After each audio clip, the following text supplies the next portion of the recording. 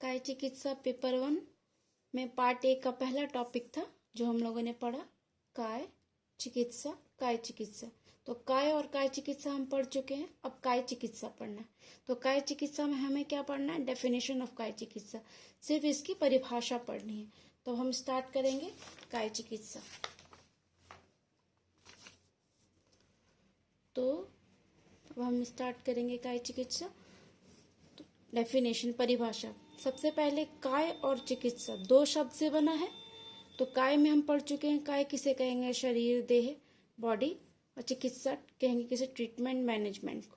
Okay, तो इसका मतलब क्या हुआ? काय की चिकित्सा। ठीक है, काय चिकित्सा का शाब्दिक अर्थ होता है काय की चिकित्सा।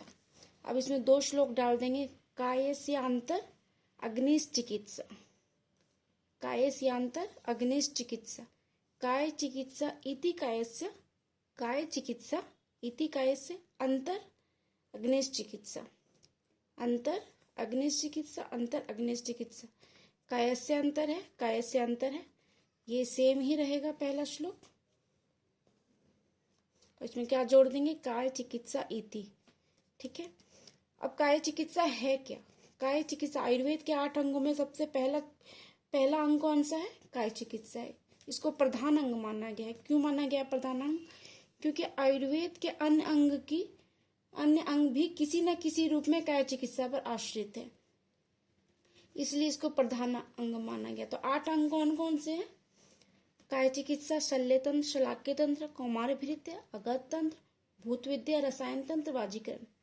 काय चिकित्सा मेडिसिन, शल्य तंत्र सर्जरी, शलाक्य तंत्र ophthalmology and ENT, Kaumara भृत्य paediatric जिसमें ऑप्शन गायनी दोनों आ जाते हैं, अगत तंत्र टॉक्सिकोलॉजी, भूत विद्या साइकेट्री हो गया, रसायन तंत्र जेरियाट्रिक्स और वाजीकरण रिप्रोडक्टिव हेल्थ। ठीक है, काय चिकित्सा आयुर्वेद का वो अंग है जिसमें शरीर के सभी अंगों में उत्पन्न होने वाले रोगों की चिकित्सा का वर्णन हो। सभी अंगों में, शरीर के सभी अंगों में, काय को क्या कहते हैं? शरीर। और शरीर के सभी अंगों में उत्पन्न होने वाले रोगों की चिकित्सा का वर्णन जिसमें किया गया वो क्या है? काय चिकित्सा है। तो जैसे ज्वर, रक्तपित्त, शोष, उन्माद, अपस्मार, कुष्ठ, परमह, अतिसार। ज्वर मीन्स फीवर, रक्तपित्त हेमरेजिक, शोष वास्टिंग, उन्माद इंसैनिटी, अपस्मार एपिलेप्सी, कुष्ठ स्किन एलिमेंट्स, परमह डायबिटीज, अतिसार डायरिया आदि। ठीक है, अब आगे पढ़ेंगे काय चिकित्सा का वैशिष्ट्य। वैशिष्ट्य मतलब होता है विशिष्ट योगदान, महत्वपूर्ण योगदान। काय चिकित्सा ने चिकित्सा के लिए क्या किया है, मतलब इसमें क्या मौलिक सिद्धांत है, इस चिकित्सा के लिए काय चिकित्सा का क्या उद्देश्य है, कैसे कैसे है। ठीक है, सबसे पहले है दोष परक चिकित्सा। दोष से तो हम समझते हैं क्या है? सारे दूषित रोग। ठीक है, अब जैसे खांसी है, कास, आर्द्र कास में क्या देंगे? तालीसादी चूर्ण। और शुष्क कास क्या हो गया? Dry cough. आर्द्र कास हो गया प्रोडक्टिव कफ।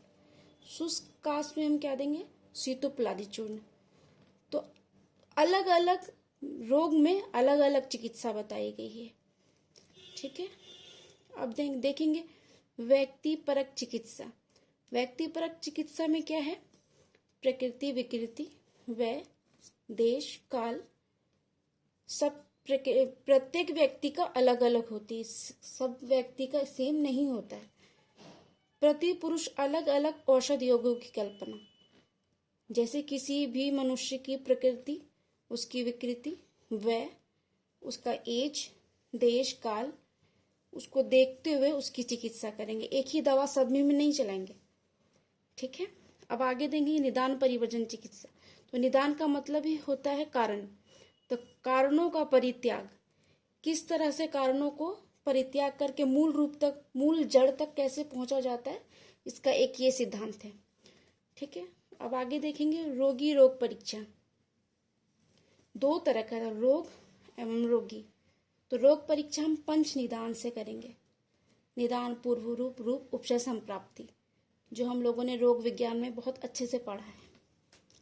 अब रोगी परीक्षा, 10वीं परीक्षा, प्रकृति, विकृति, सार, सनन, प्रमाण, 7वें सत्व, ये सब जो पढ़ना है उसके द्वारा हम लोग रोगी परीक्षा करेंगे। तो इसके थ्रू भी एक चिकित्सा की जाती है। कैसे, पहले पता लगाएंगे, उसके बाद चिकित्सा करेंगे। अब 5 नंबर, उपद्रव रहित चिकित्सा। ऐसी चिकित्सा करेंगे रोग तो शांत हो जाए लेकिन उपद्रव ना हो। और ऐसे भी शमन चिकित्सा या कोई भी चिकित्सा करने के बाद विषाक्त प्रभाव रहित रहता है, उसमें कोई साइड इफेक्ट नहीं होता, टॉक्सिक इफेक्ट नहीं होता है, क्योंकि आयुर्वेद का कोई भी साइड इफेक्ट नहीं होता है, इसलिए ये उपद्रव रहित चिकित्सा है। अब आ जाते हैं जरा पर नियंत्रण। जरा मतलब होता है क्या, बुढ़ापा।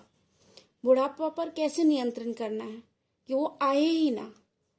तो रसायन औषध प्रयोग द्वारा उस रसायन औषध से क्या क्या हो सकता है, दीर्घायु, स्मृति, बल, वर्ण, मेधा, आरोग्य, लंबी आयु होगी, स्मरण शक्ति बढ़ेगी, बल रहेगा, मेधा और आरोग्य, कभी कोई रोग नहीं होगा।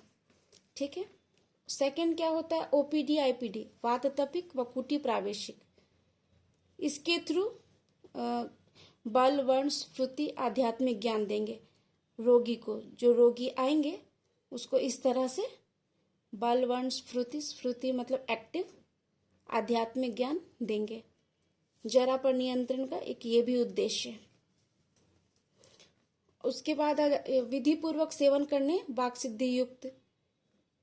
इसके सेवन करने से वाक सिद्धि की युक्ति होती है, सत्य पुरुष बन जाता है मनुष्य। 7 हो गया संशोधन। संशोधन किससे लेंगे, पंचकर्म। पंचकर्म में संशोधन कर्म के बारे में बताया गया है। तो संशोधन चिकित्सा द्वारा रोगों का अपुनर्भव के बारे में पहले मैंने बताया था, जिसमें पुनः उत्पन्न ना हो। रोग की चिकित्सा करने पर, जब हम रोग की चिकित्सा करेंगे तो वो रोग दोबारा ना हो, उसी को क्या कहते हैं, अपुनर्भव।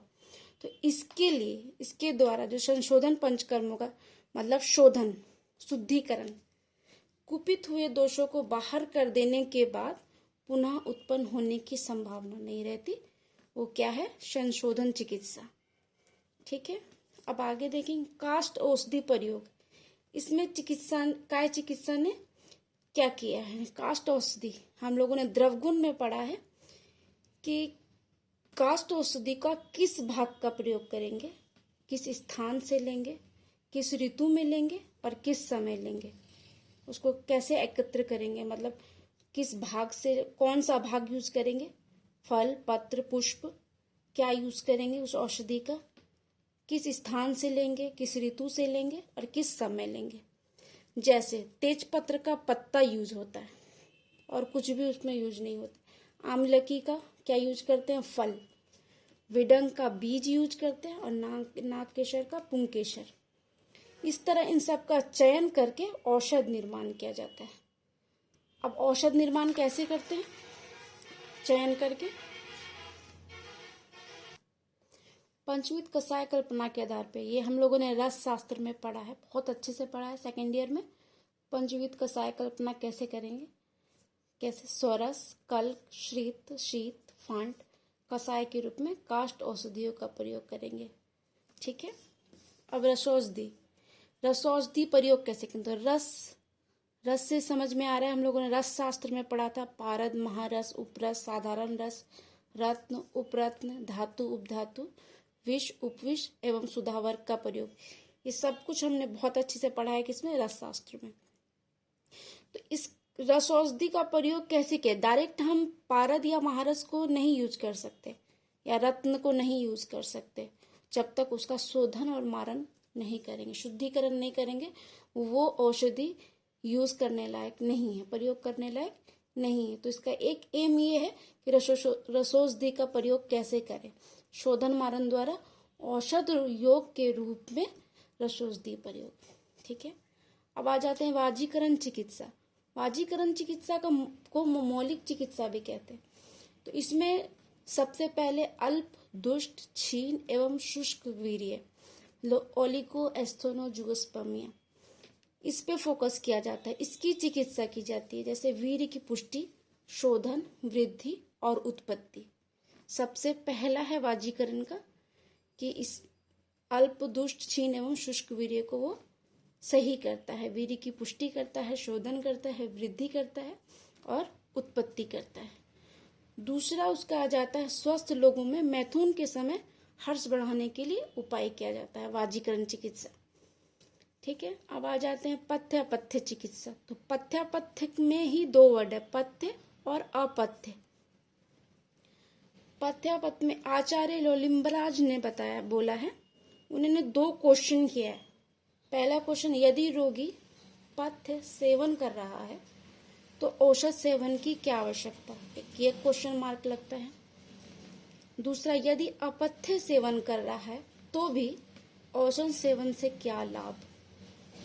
मतलब दोनों ही स्थिति में वो कह रहे हैं कि औषध सेवन की क्या आवश्यकता, लेकिन यहाँ पे पथ्य सेवन से मतलब है हितकर आहार।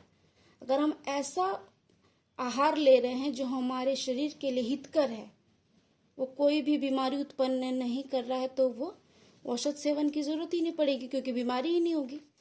अगर अपथ्य सेवन ले रहा, अहितकर सेवन, जो हमारे शरीर को दूषित कर रहा है, तो भी औषध सेवन से क्या लाभ।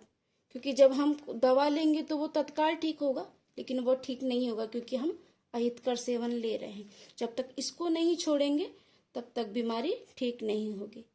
ठीक है, अब आगे आ जाएंगे दयालुता का भाव। काय चिकित्सा में एक ये इम्पोर्टेंट है, दयालुता का भाव, रोगी के प्रति दया का भाव रखना। मूल सिद्धांत एक ये भी है। रोगी का पुत्रवत उपचार करना, अपने एक बच्चे की तरह उसका ट्रीटमेंट करना। शोक, चिंता, दुख को दूर करना दयालुता के भाव में आता है, जो हमें चिकित्सा के चतुष्पाद में भी पढ़ना है। धर्म प्रायणता की भावना। धर्म प्रायणता का मतलब इसमें है कि रोगों का एक कारण पूर्व जन्मकृत पाप भी माना गया है। ये आयुर्वेद के अनुसार है कि अगर कोई रोग है उसको, तो उसका एक कारण कभी कभी पूर्व जन्मकृत पाप माना जाता है, ये पिछले जन्म का पाप है। तो इसकी चिकित्सा कैसे करते हैं, देव व्यापाश्रय चिकित्सा, मंत्र, बलि, पूजा, जाप, पाठ आदि से करते हैं। ये पहले हम बता चुके हैं। अब आ जाता है मोक्ष प्रवर्तक नेष्ठि की चिकित्सा। मोक्ष की प्राप्ति करने के लिए क्या करना चाहिए, धर्म, अर्थ, काम, मोक्ष। धर्म, अर्थ, काम, मोक्ष, इन चारों चीज को करने के बाद ही मोक्ष की प्राप्ति होती है। तो मोक्ष की प्राप्ति नैष्ठिकी चिकित्सा ही मोक्ष की प्राप्ति दिला सकता है। कैसे, योग, यम, नियम आदि से। तो योग में क्या क्या आ जाता है, यम, नियम, एथिकल प्रैक्टिस, सच बोलना, धोखा नहीं देना, हिंसा नहीं करना, ये सब यम नियम में हो जाता है। उसके बाद आसन, प्राणायाम, ये फिजिकल प्रैक्टिस है। ठीक है, उसके बाद आ जाता है प्रत्याहार, इंद्रियों को बाहरी वृत्ति से समेटकर मन में एक जगह समेट कर लाने का अभ्यास ही प्रत्याहार है। ठीक है, उसके बाद धारणा, ध्यान, समाधि। धारणा, ध्यान, समाधि में मेडिटेटिव प्रैक्टिस है। इसको बहुत ही, इन सब को हम लोगों ने स्वस्थ वृत्त में बहुत अच्छे से पढ़ा है। ठीक है, अब आगे पढ़ते हैं आयुर्वेद प्रकृति के समीप प्राकृतिक चिकित्सा। प्राकृतिक चिकित्सा मतलब नेचुरोपैथी। तो कैसे कहेंगे, प्रकृति किससे बनी है, पंच महाभूत से, और शरीर किससे बना है, पंच महाभूत से। तो पंच महाभूत आकाश, वायु, अग्नि, पृथ्वी, जल प्लस आत्मा के संयोग से क्या बनता है, शरीर। अतः रोगों का उपचार भी इन्हीं पंच महाभूतों के साधनों से करना चाहिए, यही निसर्गोपचार या प्राकृतिक चिकित्सा। ठीक है, सर्वसुलभ चिकित्सा। सस्ती एवं सर्वसुलभ चिकित्सा का मतलब है कि सस्ती हो और हर जगह आसानी से मिल जाए। इसका एक फोकस ये भी है काय चिकित्सा का, तो स्वर्ण और वज्र आदि को छोड़कर, क्योंकि ये तो महंगी होती है, स्वर्ण, वज्र आदि जीवन रक्षक औषधियों को छोड़कर सामान्यतः आयुर्वेदिक चिकित्सा पद्धति सस्ती एवं सर्वसुलभ है। ठीक है, सस्ती है और आसानी से मिल जाती है। और कुछ तो ऐसे हैं कि अधिकांश दैनिक जीवन में उपयोग आने वाले हैं, जैसे हिंगू, जीरा, हरिद्रा, सैंधव, लवण, अजवाइन, लवंग, शुंठी, मेथी, दालचीनी, तेजपत्र, कर्पूर, घृत, मधु, मरीच, गुड़, शर्करा आदि। ठीक है। अब सबसे लास्ट में आ जाता है विश्व स्वास्थ्य संगठन द्वारा मान्यता प्राप्त चिकित्सा पद्धति। विश्व स्वास्थ्य संगठन द्वारा मान्यता प्राप्त चिकित्सा पद्धति। तो चिकित्सा पद्धति क्या है? ये वैकल्पिक चिकित्सा पद्धति। ये कैसी पद्धति है? वैकल्पिक चिकित्सा पद्धति, अल्टरनेटिव सिस्टम ऑफ मेडिसिन। तो स्वास्थ्य से मतलब ही है स्वस्थ पुरुष, और हमारे आयुर्वेद की परिभाषा भी यही है। तो दोनों एक दूसरे से मिलती है। समदोषा समाग्निश्चा समधातु मलक्रिया प्रसन्नात्मेन्द्रिय मन स्वस्थ इति विधीयते। ठीक है। आयुर्वेद में शारीरिक, मानसिक, सामाजिक तथा आध्यात्मिक सुख की प्राप्ति कराने वाली अवस्था को ही स्वस्थ माना गया है। जब इन सारी चीजों में इंसान खुश है, सुखी है, तभी वो स्वस्थ है। शारीरिक, मानसिक, सामाजिक तथा आध्यात्मिक सुख। ठीक है। सामंजस्य मतलब होता है कोरिलेशन, इसलिए दोनों एक दूसरे से मिलते हैं। तो इसको according to modern WHO world health organisation भी कहा जाता है। ठीक है। तो ये हमारा कंप्लीट हो गया है काय चिकित्सा। ठीक है। ये काय चिकित्सा हमारा कंप्लीट हो चुका है। काय चिकित्सा और काय चिकित्सा हम पढ़ चुके हैं। इसी का अगला टॉपिक है डेफिनेशन ऑफ भेषज, types and detail description of भेषज एंड चिकित्सा, नॉलेज अबाउट चिकित्सा चतुष्पाद। भेषज, चिकित्सा चतुष्पाद जो हम लोग आगे पढ़ेंगे।